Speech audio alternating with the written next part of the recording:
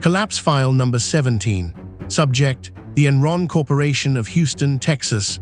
Fortune magazine's most innovative company in America, 6 years running. Reported revenue, $100 billion. Rank, 7th largest company in the United States. Cause of death, the profits were forecasts. And one of its own executives put that in writing 4 months before the end. This is the Collapse Files. August 2001. A single page lands on the chairman's desk. No signature. One sentence in it predicts the next 4 months so precisely that it reads, today, like a confession written in advance. 16 weeks later, Enron filed the largest bankruptcy in American history. Houston, the 1990s. Oil money built this skyline, but the tower on Smith Street ran on something newer. Enron began life as a pipeline company, thousands of miles of steel moving natural gas across America. Boring, profitable, real. Its chairman, Kenneth Lay, a preacher's son from Missouri, a friend of presidents. He believed deregulated energy markets were the future, and he hired the man who would take that idea to its logical conclusion. Jeffrey Skilling, a McKinsey consultant who arrived with one transforming vision: stop moving gas, trade it, turn energy into a financial market, contracts, futures, derivatives, with Enron as the house. It worked. Enron's trading floor became the most feared room in the energy business. The company traded gas, then electricity, then water, weather, broadband, anything that could be priced. Revenue went vertical. The magazines loved it. The stock hit $90.75 in August of 2000. Analysts who questioned it were treated as men who simply weren't clever enough to understand. By 2001, 20,000 people worked under the crooked E, and a secret sat in the accounting, approved, stamped, and hiding in plain sight for 9 years. Because the collapse of 2001 begins in January of 1992, with a letter from the Securities and Exchange Commission raising no objection to a new accounting method for Enron's gas trades. 3 words that would eat the company alive: mark to market. Here is what it means. Sign a 20-year deal today, estimate 20 years of profit, and book all of it today. The ink dries, the earnings appear, no cash has moved. The profit is a forecast. That is the twist buried at the heart of this file. For 9 years, America's most admired energy company reported its own optimism as income.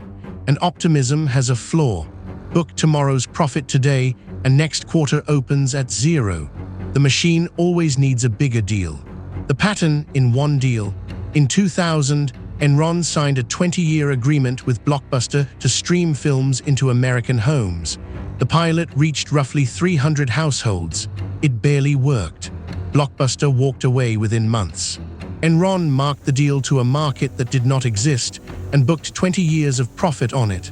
300 homes, $110 million. But forecasts cannot pay debts, and by the late 90s, the gap between reported profit and actual cash was a canyon. Bridging it was the job of the chief financial officer, Andrew Fastow. His solution won him an award for innovation. It would later win him a prison sentence. Fastow built a private constellation of partnerships, the most infamous named LJM, after the initials of his own wife and sons. Their purpose: to buy Enron's problems. Failing assets, souring investments, sold to the partnerships, and the losses vanished from Enron's books. And who stood behind the partnerships, guaranteeing them? Enron itself, pledging its own shares. Strip away the paperwork and the structure was this: the company was insuring itself with itself against itself. The hedge was a mirror. Fastow sat on both sides of the table, chief financial officer of Enron and manager of the partnerships trading with Enron, collecting fees from each. The board waived its own code of ethics twice to allow it. Through the spring of 2001, the machine began to knock. The dot-com crash gutted broadband. The stock slid from 80 to 60 to 40. And on the quarterly calls, the questions were getting sharper. April 17th, a fund manager asks, for the 6th quarter running, why Enron, alone among financial firms, cannot produce a balance sheet with its earnings. Skilling's answer live to all of Wall Street: "Thank you very much. We appreciate that, asshole."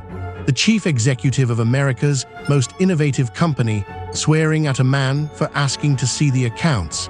Inside the tower, people noticed. Filings would later show the men at the top had been selling stock all year. The builders were edging toward the exits. August 14th, Jeffrey Skilling resigns as chief executive after just 6 months in the job. Personal reasons, he says. The company is in the strongest shape of its life, he says. The stock falls anyway. Inside corporate development, a vice president named Sherron Watkins had spent that summer working inside Fasto's structures, doing arithmetic nobody had asked her to do. The hedges were dead. The losses were real, enormous, and parked in entities propped up by Enron's own falling stock. The day after Skilling quit, she typed 1 page and sent it to Ken Lay with no name on it. "Has Enron become a risky place to work?" it asked. And then the sentence this file is built on: "I am incredibly nervous that we will implode in a wave of accounting scandals." Exhibit A, that memo, 1 page, then 7 more once she signed her name to them. It is specific. It names the partnerships. It names the accounting. It even predicts the epitaph, that Enron's success would be revealed as, quote, "an elaborate accounting hoax." August 22nd. She meets Lay face to face, hands him the full memo, and asks him to investigate. He promises to. Then he hands the investigation to Vinson & Elkins, the law firm that had papered some of the very deals in question. The firm's instructions, recorded in its own report: do not second-guess the accountants, do not analyze the transactions in detail. 9 pages later, the verdict: no further investigation warranted. The machine had examined itself and found itself sound. As for Watkins, within days, Enron's lawyers were consulted on the consequences of firing her. Her computer was taken. She was moved off the executive floor. The memo went into a drawer. It had 8 weeks left to wait. October 16th, 2001. Enron reports its third-quarter results, a $618 million loss, and mentioned almost in passing a $1.2 billion hole in shareholder equity traced to Fasto's partnerships. The Wall Street Journal starts pulling threads. The Securities and Exchange Commission opens an inquiry within the week. 8 days after the earnings release, Andrew Fasto, chief financial officer, architect, counterparty, is gone. And at Arthur Andersen, Enron's auditor since the day it was born, the shredders start. Enron documents fed through by the crate, while the regulators' letters were already in the building. A federal jury would call it obstruction of justice. November the 8th, the restatement: 5 years of published profits, corrected downward by $586 million, $2.6 billion of debt, returned to the balance sheet it had been hidden from. The forecasts were being marked, at last, to reality. For Enron's employees, one detail turned disaster into cruelty. That autumn, the company froze its retirement plan while it changed administrators, roughly 2 weeks. When the lock came off, the stock they had been forced to hold through the crash had fallen from around $14 to under $10. 60% of many workers' retirement savings sat in Enron's stock. The company had paid its pension match in it, and the chairman had told employees weeks before the fall that at $27 the stock was an incredible bargain. November 28th, the rating agencies finally cut Enron to junk, and a last-minute rescue merger collapses the same day. The traders stopped trading with the house. For a company that was, at bottom, one enormous trading book, that is the moment of death. Sunday, December the 2nd, 2001.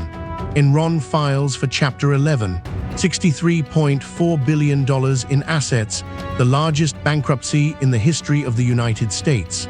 16 months earlier, the stock had touched $90. It would settle at pennies. The morning after, 4,000 people at headquarters were given half an hour to clear their desks. More than $1 billion of retirement savings had already evaporated. The most innovative company in America had lasted 16 years. The tally: Jeffrey Skilling, convicted of fraud, sentenced to 24 years, reduced on appeal, He walked free in 2019. Andrew Fastow, 6 years, in exchange for explaining his own machine to the prosecutors. Kenneth Lay, convicted on every count, dead of a heart attack 6 weeks later before sentencing. Under American law, his conviction was erased. Legally, the man at the top of Enron died guilty of nothing. Arthur Andersen, a name that had meant integrity in accounting for the better part of a century, was convicted of obstruction and surrendered its licenses, 28,000 American jobs. The Supreme Court overturned the conviction 3 years later, unanimously. The firm was already gone. And the Memo, congressional investigators found it in January in the document sweep, and it made Sherron Watkins the face of the warning nobody heeded. Time magazine named her a Person of the Year. Enron's lawyers had once assessed the risk of firing her. History fired everyone else instead. She had given them the date, near enough, a wave of accounting scandals predicted in writing 4 months out. The wave came in at $63 billion. File 17 closed.